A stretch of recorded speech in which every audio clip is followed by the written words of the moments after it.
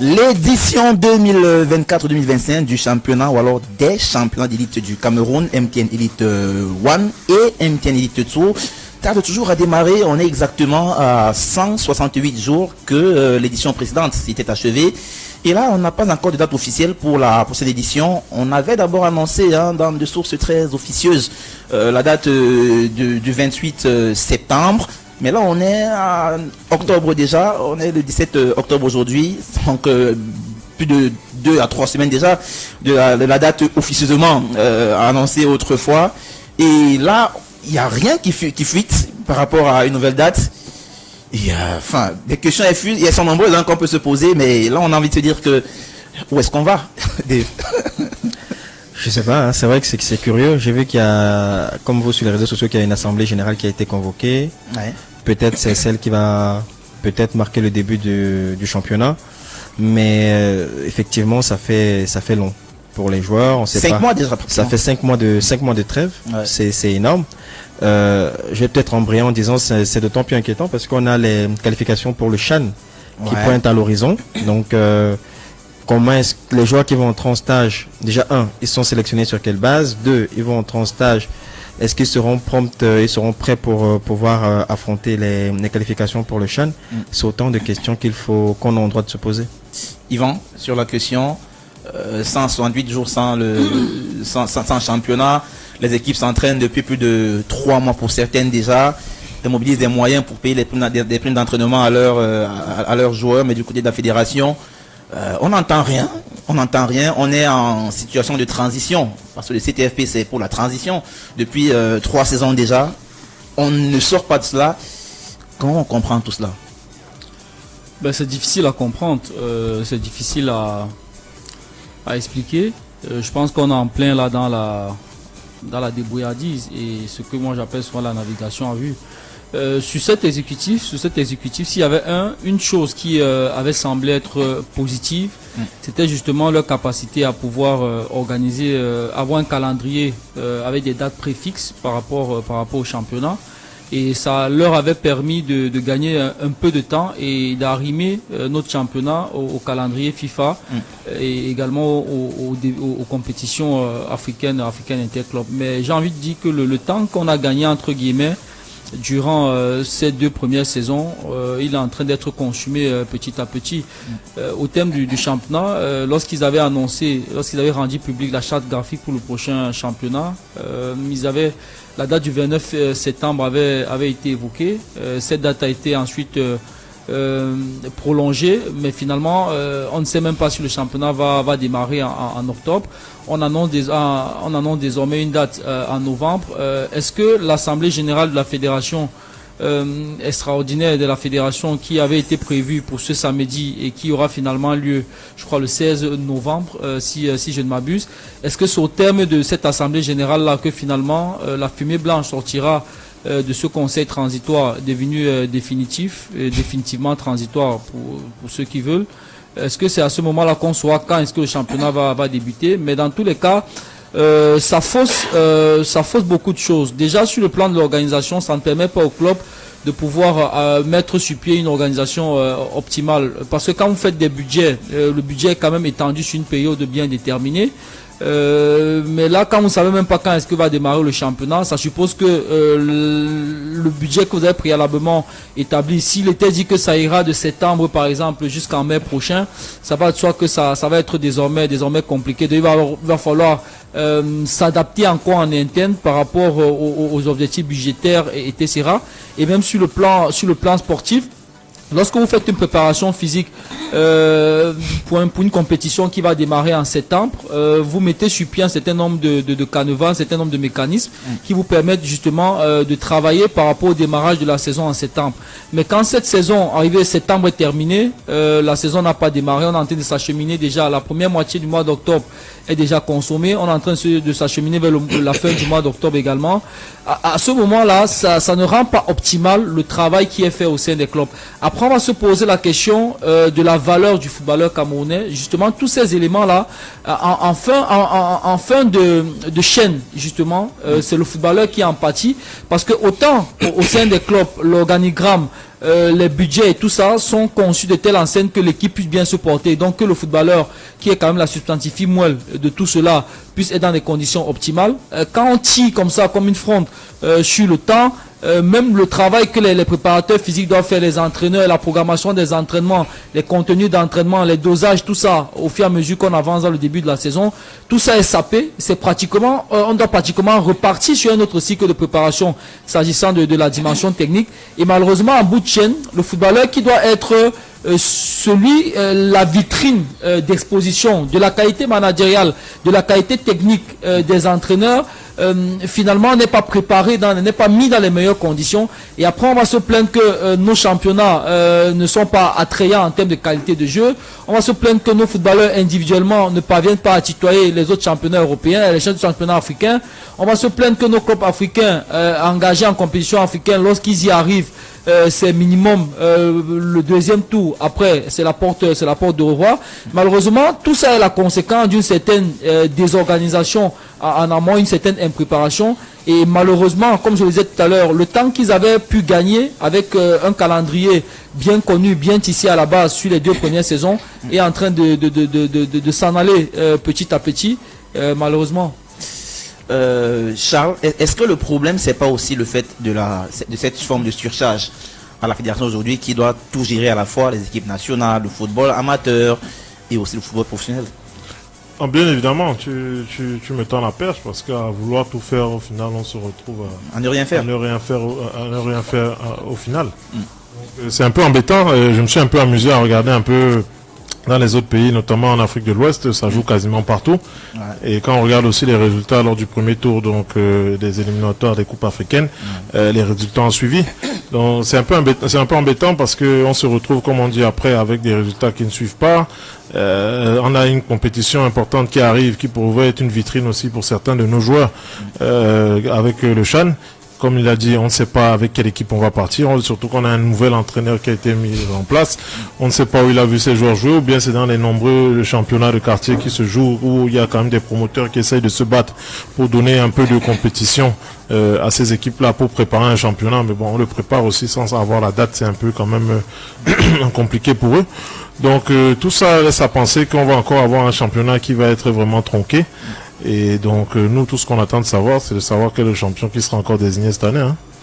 Il y aura forcément des incidences, comme il y en a toujours eu par le passé, sur le niveau du footballeur camerounais. On a vu Franck Atsama qui est parti de côté de l'Europe faire des tests en 2e division du côté de Chindo. Voilà, Chindo qui est récemment revenu. Toutes ces batteries d'éléments là qui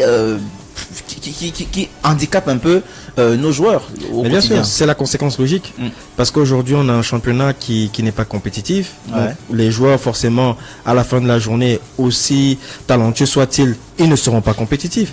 Donc, à un moment donné, il faut savoir même, il y a une question qui me taraude, c'est de dire, est-ce qu'on repasse avec une seule poule ou on va encore aller dans les playoffs? On n'en sait rien. Voilà, on n'en sait rien. Donc, je pense que c'est tous ces éléments qu'on aurait déjà dû savoir dès le départ pour pouvoir justement préparer le championnat, que les clubs se préparent de la meilleure des manières, mais in fine, ça affecte la qualité des joueurs, ça décrédibilise les joueurs camerounais à l'international, aussi bien au niveau africain qu'au niveau occidental. Mais qu'est-ce qu'on peut faire, Yvan? Qu'est-ce qu'on peut faire vraiment pour remédier à cette situation aujourd'hui? Il y en a qui ont estimé que le calendrier des compétitions au Cameroun, qui est un peu assujetti à cette finale de Coupe du Cameroun, ne permet pas qu'on puisse entrer le championnat si on n'a pas encore joué cette finale de Coupe du Cameroun. Il y a beaucoup d'arguments qui ont été avancés, mais qu'est-ce qu'on doit faire exactement pour pouvoir avoir une saison qui commence comme ailleurs, en août-septembre, et se termine en juin? Déjà par rapport à la Coupe du Cameroun, je pense que si les organisateurs du championnat et de la Coupe du Cameroun montrent à l'état du Cameroun, parce qu'il faut aussi le dire, la Coupe du Cameroun est une compétition qui est politique. De sa genèse jusqu'aujourd'hui, c'est une compétition qui a toujours été sous le prisme du tissu politique. Et donc, la date de la finale est souvent l'élément qui justifie la rallonge de la saison, parce qu'on ne peut pas conclure une saison sans que toutes les compétitions qui ont été démarrées au cours de cette saison-là ne soient arrivées à leur terme. Mais je pense que l'État du Cameroun aussi profite de la désorganisation qui a souvent été perpétuée dans l'organisation de ces compétitions-là. Parce que vous pourrez c'est-à-dire que si vous voulez m'amener à adhérer justement au respect d'une date, il faudrait dire que vous-même vous montrez qu'au niveau de votre organisation, vous êtes suffisamment sérieux dans la conception des calendriers, le respect des dates qui ont été arrêtées dans ce calendrier-là. Et malheureusement, le fait que la fédération elle-même ne respecte presque jamais les dates qu'elle se fixe ouvre un peu la brèche et permet aussi à l'État du Cameroun de pouvoir jongler. Mais si sur 2-3 ans, à chaque fois quand le championnat démarre, vous faites un calendrier de la saison, vous déposez, vous mettez la présidente de la République, puisque c'est généralement elle ou le ministère des Sports qui organise généralement la finale de la Coupe du Cameroun, vous les mettez en copie du programme de la saison. Si la première saison, ils voient que vous avez programmé la Coupe du Cameroun le 20 mai et que ça s'est effectivement joué le 20 mai, je dis n'importe quoi. Deuxième saison, vous avez programmé à une date et que la date a été respectée. Au fur et à mesure, s'ils voient que vous êtes sérieux, eux aussi, ça va être à un moment... quelque part, ils seront mal à l'aise de ne pas pouvoir respecter ces dates-là.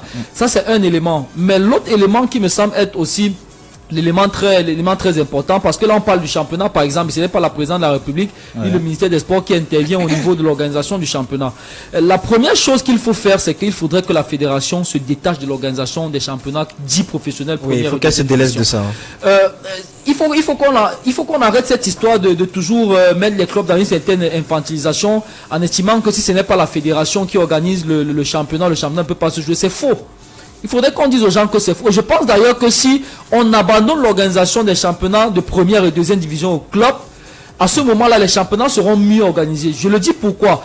Parce que là, ce sont des clubs qui vont présider eux-mêmes à leur destinée. Et vous savez, quand vous êtes dans une maison et que c'est votre papa qui vous donne l'argent de baigner tous les matins, parfois vous ne vous rendez pas compte des efforts. Vous vous sentez un peu irresponsable. Oui, un peu irresponsable. Vous pensez que c'est beaucoup trop facile. Ouais. À partir du moment où vous quittez le cocon familial et que vous savez qu'à la fin du mois, le bailleur va toquer à sa porte pour demander le loyer, vous êtes obligé de chercher les moyens au courant du mois pour pouvoir payer votre loyer de telle sorte qu'à la fin du mois, vous ne fassiez pas expulser par votre bailleur.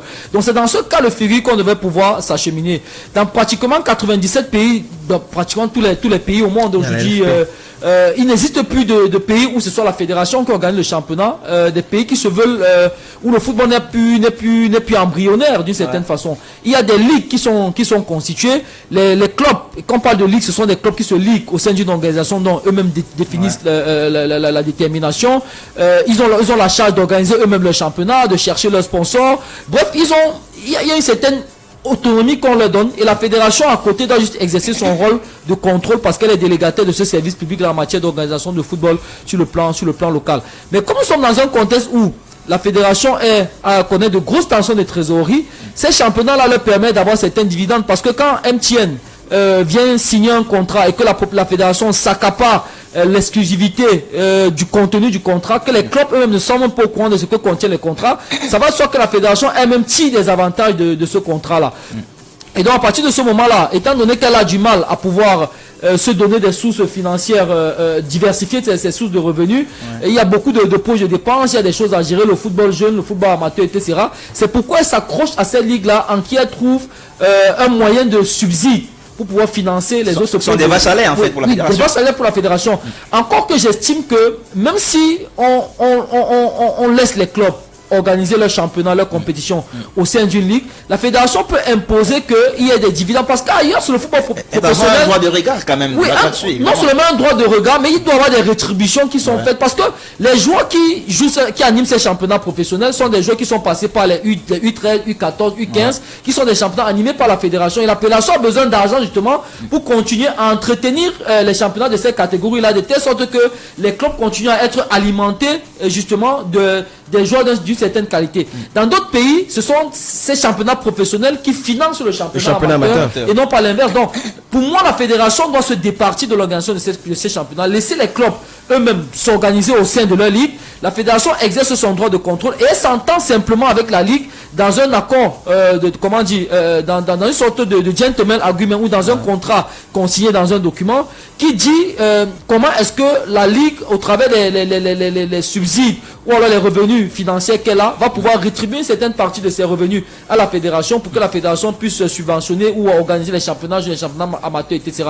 Donc ça fait partie des problèmes qu'il y a. Ouais. Mais tant que la fédération va s'accrocher comme ça là, à l'organisation de ces championnats, de ces championnats professionnels là, pour moi on ne sera pas sorti de l'auberge. Nos confrères de Radio Equinox ce matin, en l'occurrence Nana Paul Sabin, évoquaient un certain nombre d'éléments qui freineraient, disons-le comme ça, au conditionnel, le début du championnat. Il parlait des préalables qu'auraient fixé donc les présidents de club, notamment la répartition, enfin la redistribution, pardon, des différentes subventions. En fait, d'abord la distinction claire entre la quote-part des sponsors et les subventions reçues du gouvernement. Ensuite, le paiement des arriérés dus au club.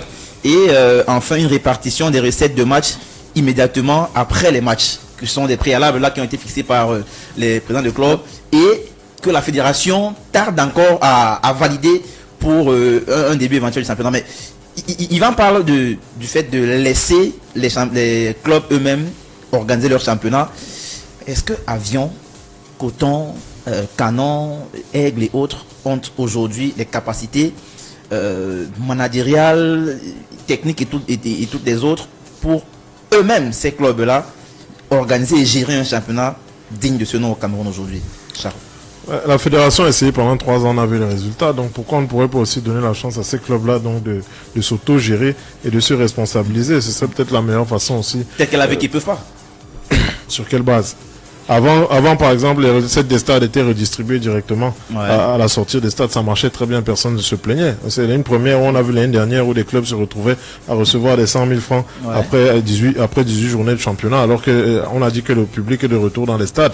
Et on l'a vu pour certaines équipes comme Bamboutos de Mbouda qui fait le plein à tous les matchs, qui a donc des recettes assez intéressantes et qui s'est retrouvé donc avec un montant dérisoire par rapport à ce qu'elle devait à ce qu'elle devait recevoir. Donc pour moi la fédération s'accroche donc à cette gestion-là parce que comme Yvan l'a dit, forcément derrière elle en tire un bénéfice et notamment financier.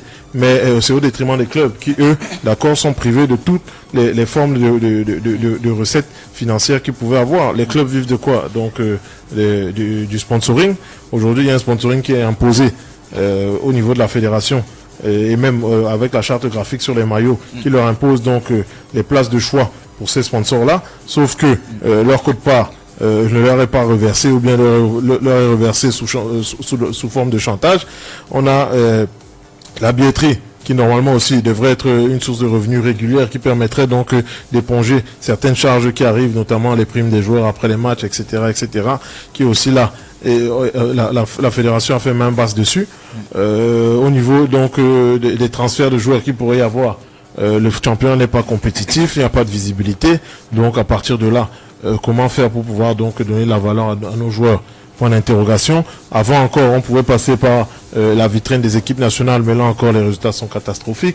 Donc les clubs perdent à tous les niveaux et se retrouvent donc mendiants de la fédération pour demander donc des petites miettes de pain, de l'argent qui devrait leur être reversé à travers donc au moins leur quote-part sur le sponsoring.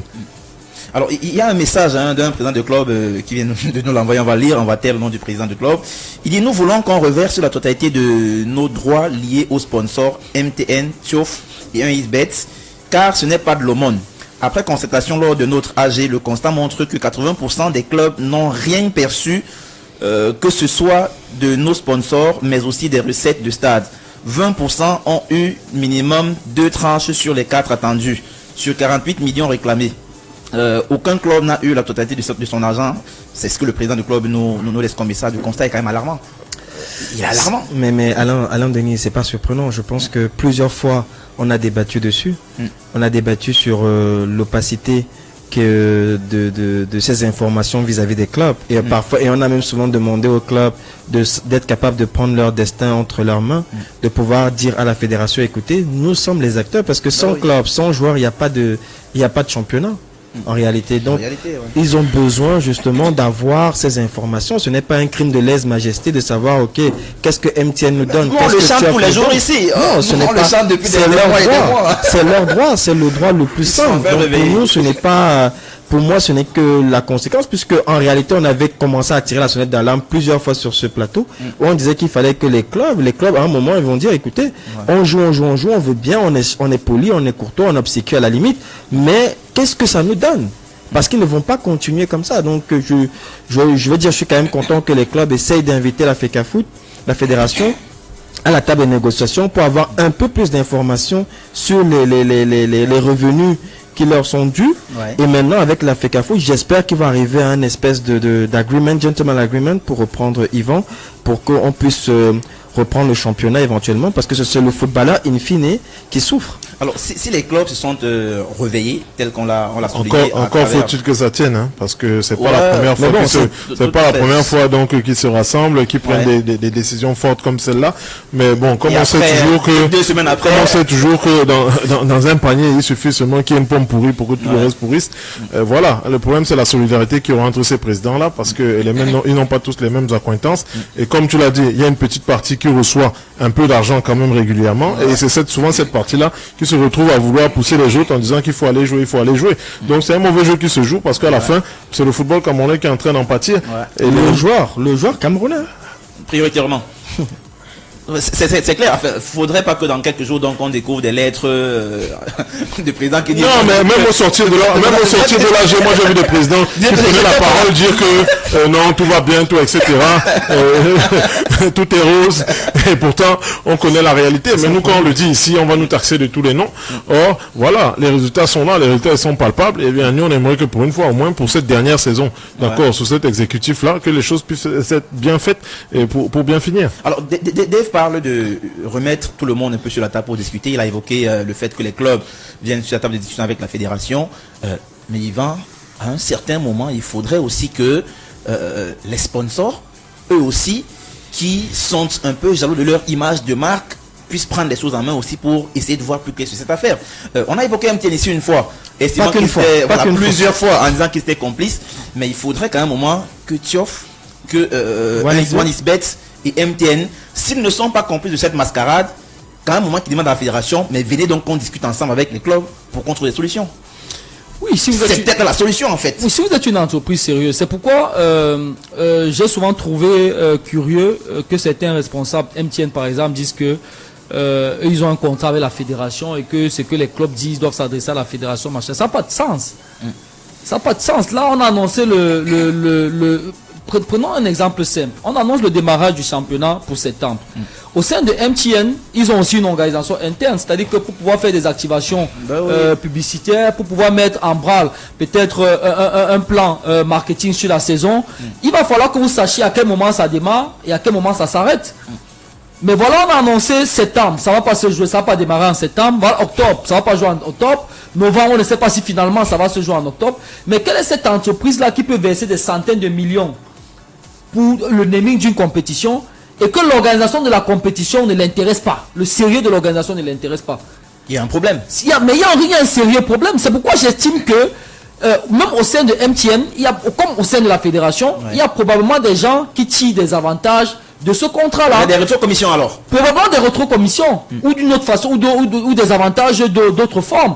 Et donc il faut du désordre pour qu'on puisse facilement... Mais le désordre profite à certains. Sinon, il n'y a personne qui serait mal à l'aise dans un désordre et regarderait le désordre se faire alors qu'il a la possibilité de voir taper de mettre sur la table alors pour qu'il y ait de l'ordre. Ça veut dire que forcément il y a des gens qui tirent des avantages de ce désordre-là. Et je pense que tout ceci arrive, et j'ai souvent pointé ici, ça sort. Et qui à chaque fois que les autres, on parlait tout à l'heure de la capacité des clubs à pouvoir mener un combat de façon solidaire jusqu'au bout. À un moment on verrait qu'il y a un club comme Avion, j'ai dit n'importe quoi, ou d'autres clubs qui vont se désolidariser. Avion, PWD, etc. D'où l'impératif donc que les sponsors eux-mêmes frappent du poing sur la table. Parce que si les clubs sont incapables de s'unir pour faire un combat ensemble, c'est clair que le seul qui puisse aujourd'hui le faire à leur place peut-être, c'est ces sponsors-là qui sont un peu seuls de leur image. Étant donné que c'est leur image qui est fragilisée quand même à travers tout cela. Est-ce qu'aujourd'hui on parle encore des perdièmes des filles? Mais jamais. Parce que Guinness a pris le taureau par les cornes. Les deux premières saisons, Sunjoya, il n'y avait pas eu ce problème. Quand cet exécutif est arrivé, quand la première saison Sunjoya, il n'y a pas eu ce problème. Quand cet exécutif est arrivé, la Guinée Super League a eu tous les problèmes du monde. Guinée s'est dit, mais tiens, nous mettons quand même 300 millions, sans compter, on baisse 300 millions à la Fédé, sans compter ce qu'on donne au club et tout ça. À la fin de la journée, c'est nous qui mettons de l'argent. Et donc, il est important qu'il y ait une certaine organisation, une certaine visibilité, une certaine crédibilité. Ils ont repris les choses en main, ils ont dit au club quoi faire. Et depuis 2 saisons, on ne parle plus de problème. Eux-mêmes, ils s'occupent de virer l'argent aux filles. Chaque fin de mois, les clubs déposent simplement les listings avec les relevés bancaires de chaque fille, et les filles reçoivent l'argent dans leur compte systématiquement. Pourquoi est-ce qu'à la fédération, ils ne peuvent pas... Même les clubs, j'ai même vu voir de ce que certains clubs ont même proposé cette formule à la fédération pour dire, si il y a une certaine prise de confiance entre vous et nous, c'est simple. On vous dépose simplement chaque fin du mois le listing des joueurs qui ont droit au salaire, vous leur virez leur argent, on est un peu au courant de l'argent et tout se passe bien, tout le monde est content, tout le monde est d'accord. Mais pourquoi est-ce que la question est de savoir pourquoi est-ce que la fédération s'accroche à vouloir elle-même avoir le contrôle sur cet argent? Et la réponse? Parce que ça leur bénéficie, tout simplement. On prend la transition, les amis, et on revient pour le deuxième sujet à l'ordre du jour. Événement exceptionnel, programme exceptionnel. Mais oui, le meilleur du foot. Le 11 entrant. L'émission qui dit tout haut ce que le monde du football pense tout bas. D'ici là, tu verras. Le 11 entrant. Une émission diffusée en direct et en simultané sur CFoot et Njambo FM tous les jeudis entre 21h et 22h30. Suivez-nous également sur nos plateformes digitales Facebook, Twitter, Instagram, YouTube et TikTok CFoot Cameroun. 11 entrant.